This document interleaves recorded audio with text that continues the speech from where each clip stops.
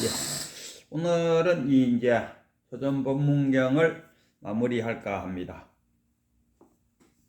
이 초전법문경이라는 것은 뭐냐 하면 부처님이 보리수 밑에서 깨친 이후에 이 깨달음을 전할 수 있는가를 고심하면서 49일간을 머물면서 이런저런 생각을 하다가 어떻게 설법을 해야 다른 사람들로 하여금 깨칠 수 있도록 할 것인가 하고 고안을 했죠. 그래서 사성제와 12연기, 8정도, 중도를 생각해냈겠죠. 그래서 오비구를 만나러 갔다. 그래서 오비구에게 설법을 하면서 첫 번째 조전법문경으로서 한 것이 사성제. 이 사성제를 설함으로써 꼰단야가 오비구 중에서 가장 먼저 탁 깨치고 그 다음에 하루하루 걸러서 마지막 맞지라까지 다 깨쳤어요. 오비구를 다 깨치게 해준대요. 그러나 우리 동시에 탁 5명 비구가 동시에 탁 깨치는 것이 아니고 시간의 격차를 두고 깨쳤다.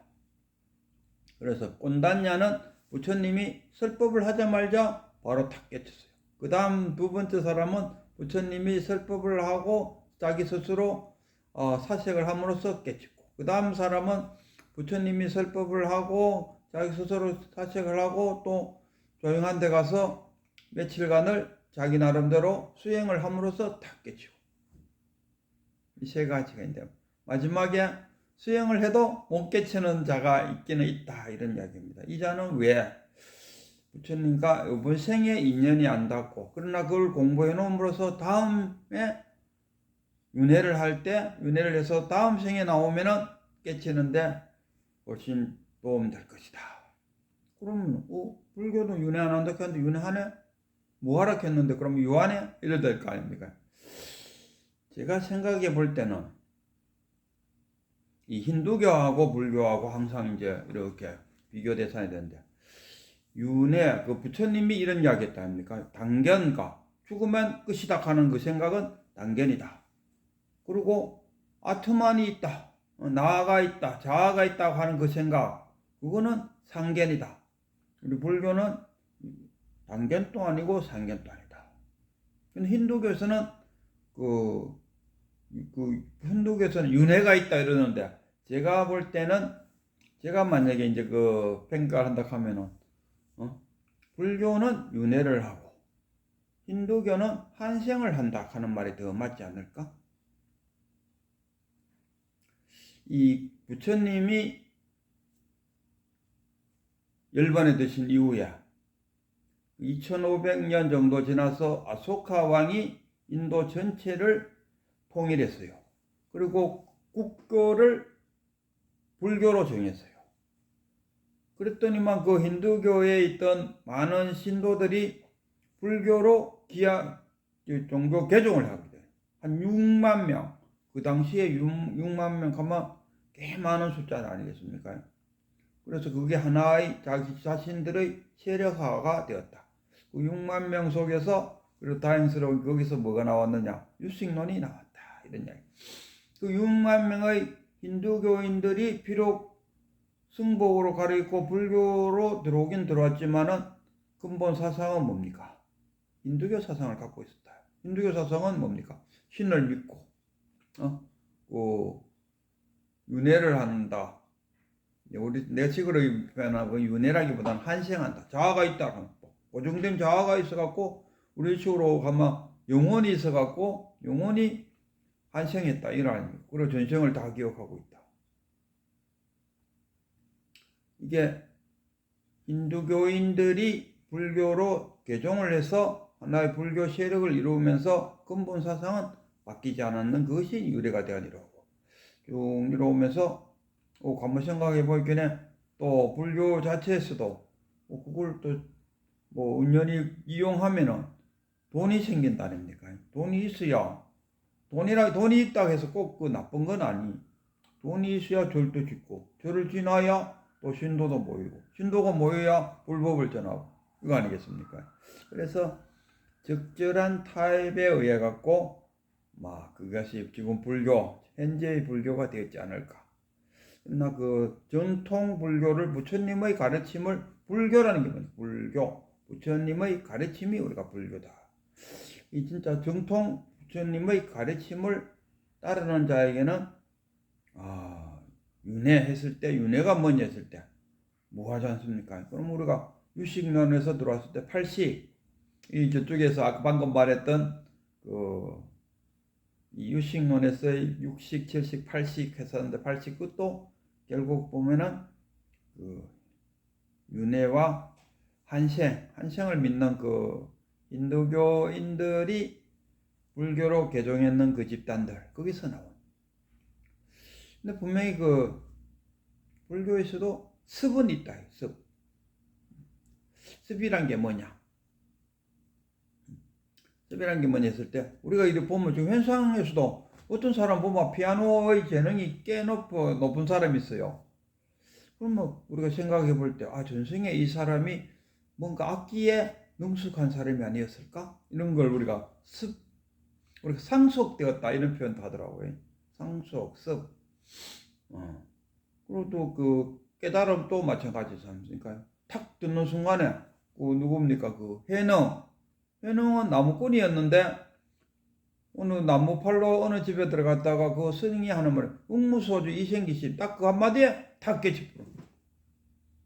그건 뭡니까? 전생에 습을 갖고 왔지 않았을까? 그 사람이 습. 그게 우리가 말하는 윤회. 그 윤회 아닐까? 근데 아예 긴도교에서는 한생을 강조한다.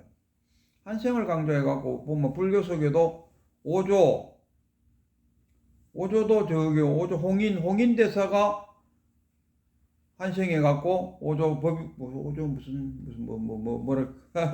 어느 스님이 되고 그리고 최근에 와서 성철 스님도 이 한생을 강조하더라고. 그러니까 그 한생이라는 표현 안 하고 윤회 있어요. 책에도 갖고 왔고 어떤 애가 태어났는데 자기가 전생에 어느 집에 밑에 마루 밑에 검은 보화를 묻어놨다. 가보자 해서 그 애를 들고 갔더니만 정말 애가 가리키는 그 자리를 파보니까 검은 보화가 나오더라. 명백한 윤회 아니가. 달라이 라마도 마찬가지야. 달라이 라마도 계속 자기는 달라이 라마로 태어난다. 그게 한생이지. 그게 어떻게 윤회입니까? 한생을 믿으면 뭡니까? 힌두교. 한생을 부정하고 윤회를 받아들이면 불교다. 근데 우리가 이 한생과 윤회를 혼동해갖고 구별하지 않고 한생이나 윤회나 같은 의미로서 윤회라. 그러고 이제 어느 스님은 윤회는 없다. 그럼 윤회가 없으면 뭡니까? 그건 단견이잖아. 부처님이 분명히 단견도 아니고 산견도 아니라고 이야기했어요. 그럼 부처님이 아니라 했는데 맞다 하고 그럼 부처님한테 대드는 거가?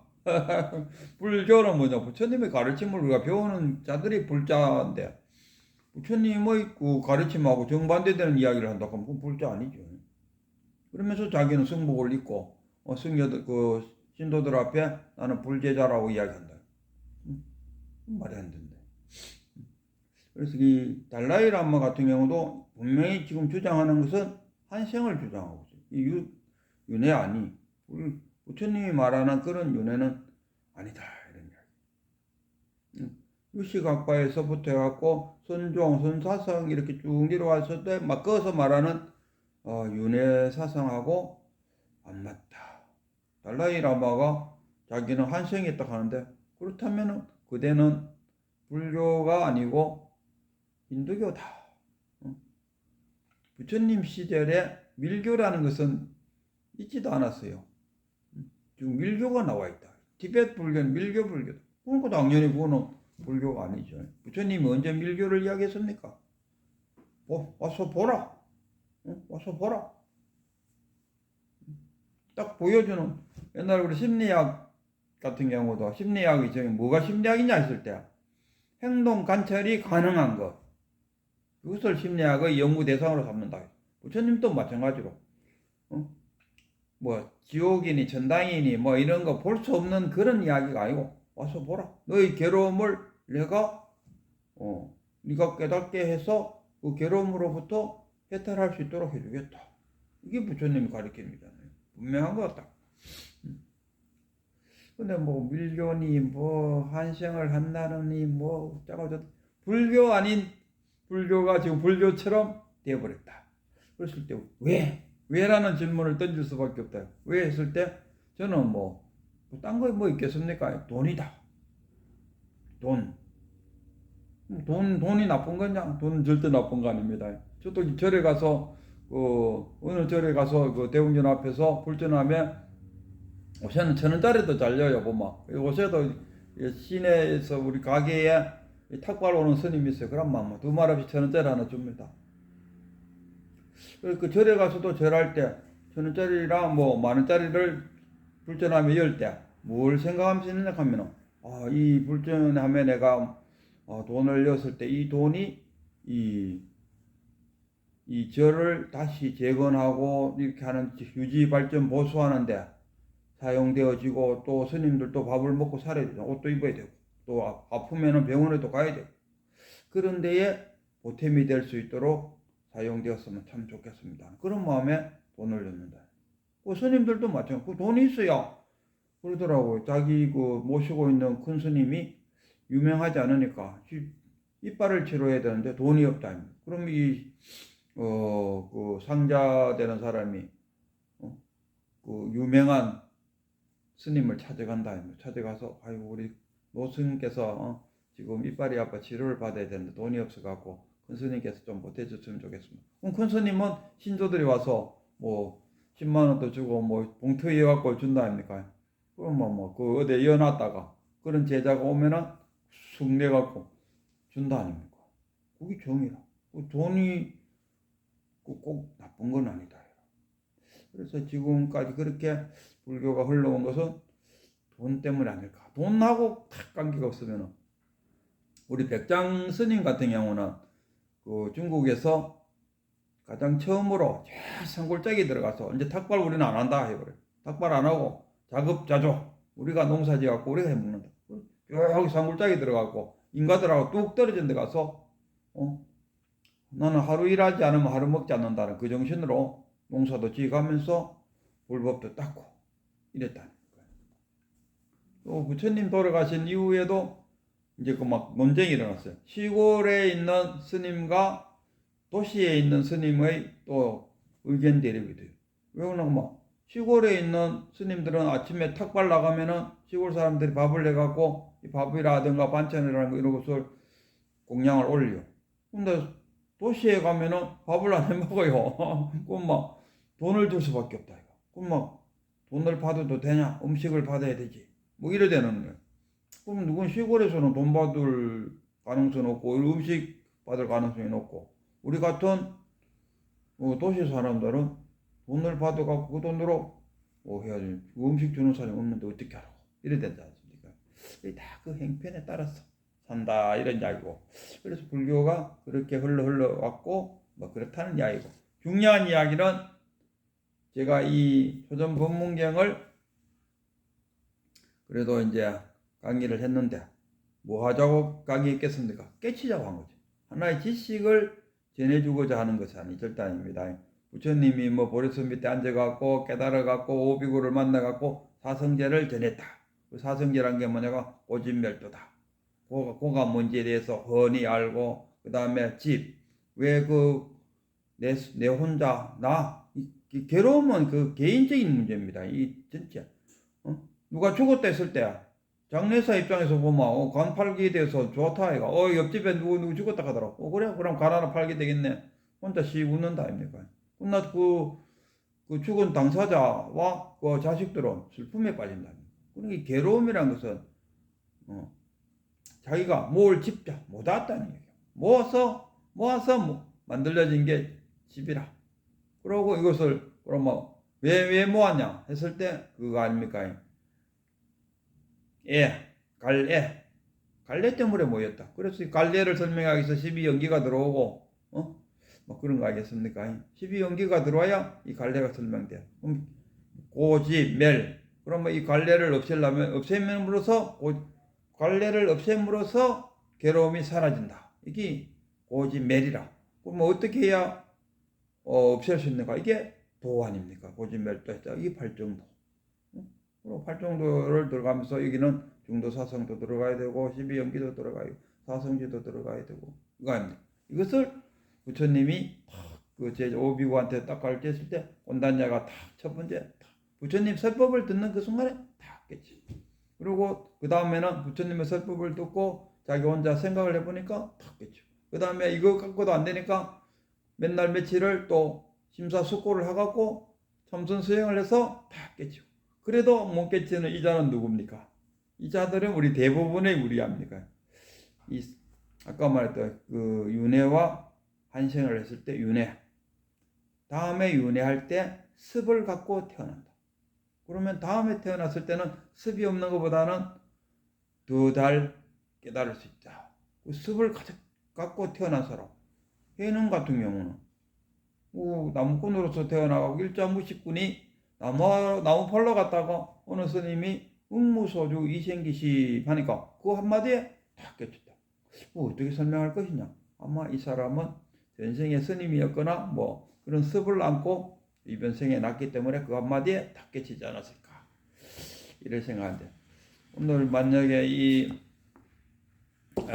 조전법문경을 듣고도 깨치지 못했다면 내가 5번 생에는 습을 많이 쌓아놨고 다음 생에 한생할 때 그 습에 의해 갖고 다음 생에는 뭐 깨치는데 도움 안 되겠나, 이 정도 스스로를 이해하는 것도 뭐 나쁘지는 않을 것이다 생각하고, 그래서 제가 5번은 요거를 이제 끝내고 끝내고 나서 이게 이제 그 부처님이 처음 깨치갖고 이제 설법을 하는 초전 법문이고, 두 번째 법문이 이제 그랬어요. 두 번째 법문 까뜨를 뺐는데 이제 그 오비구가 이제 다 깨쳤어요. 그러면 깨쳤을 때 뭡니까? 그 당시에 소승불교에서는 수다원, 사다함, 아라한 이렇게 네 등급으로 나눴다. 깨침도 네 단계. 대승에서는 뭡니까? 깨달은 수준을 10지라 그러잖아요. 10신, 10행, 10해양, 그 다음에 10지가 되잖아요. 10지 중에서 1지가 한이지라. 다 깨치고 나면 온몸에 한의심이 쫙 인대서 한이지. 저도 그랬었어요. 한의감이 쫙. 그러니까 쉽게 말하면 10지가 있는데 그 중에 1지에 들어왔다. 수다원에 들어왔다. 그러니까 이게 이제 부처님의 설법을 탁 듣고 수다원이 쫙 됐어요. 그리고 조전법문경에 의해서 5명의 오비구가 수다원을 다 깨쳤어요. 그래갖고 이제 5명을 딱 앉혀놓고 이제 모화를 딱 이제 설법을 했어요. 모화를 딱 설법하니까 이 5명의 비구가 그 두 번째 법문을 듣고 모두 아라한이 되었다, 이런 이야기입니다. 그래서 그 이야기는 이제 그만하고 이제 그럼 요거는 열반경 부처님이 그러면 어떻게 돌아가셨느냐, 그 행적들을 한 1년 전부터라든가 이 기록되어 있다 하더라고. 근데 이 책은 내가 보니까 완전 인도에서 들어왔어요. 그러니까 인도에서 들어오니까 한문이 필요 없는 거죠. 이것도 만약에 인도카니가 좀 그렇고 그 미얀마의 그 여기 보면은 이 그쪽에서 들어와서 한문이 없다. 우리도 중국에서 한문이 들어온 것이 아니고 바로 인도에서 한문을 거치지 않고 바로 들어왔으면은, 그렇고 뭐 파리어 뭐 그는으로 바로 들어왔으면 우리가 빨리어를 공부해갖고 빨리 완전 그 언어로서 배울 수 있었는데, 고마 중국어를 통해서 들어오니까 그 어려운 한자가 딜이 뭐 섞여갖고 한자 문화권 속에서 들어오니까 불교가 그만큼 어려워졌다. 바로 인도에서 우리가 바로 들어왔으면 빨리어 그 배우는데 크게 뭐 어렵지는 않는 것 같더라고요. 우리 한국에 지금 현재 스님들 중에서 빨리어가 뭐냐고 그 당시 부처님이 사용한 그 언어가 빨리어나라 하더라고. 그걸 바로 배워갖고 했으면은 좋았을 건데. 그래서 요걸 열반경을 요걸 이제 설명하기 전에 한 중간 단계 요거 다음 시간부터는 요걸 이야기하고 싶어요. 왜? 요 책에서는 연기법이 빠져 있어요. 그리고 요거는 입반사나 미얀마 사람들이 적었는데 미얀마 사람이 적었는 것이라서 한문이 전혀 없어요. 그래서 다음 시간에는 요거 12연기와 입바사나를 공부하고 요거 끝나고 나서 이제 마지막 부처님의 열반에 됐을 때까지 행적을 적어놓은 대열반경을 강의함으로써 이제 초전 이제 초기 불교 또는 뭐 소승 불교, 이 소승 불교라는 것은 부처님이 만든 것이 아니야. 부처님 돌아가신 이후에 그 제자들이 만든 이야기고, 일단은 거기서 끝이 내고 이제 그야말로 이제 어록을 공부를 해볼까 이렇게 생각합니다.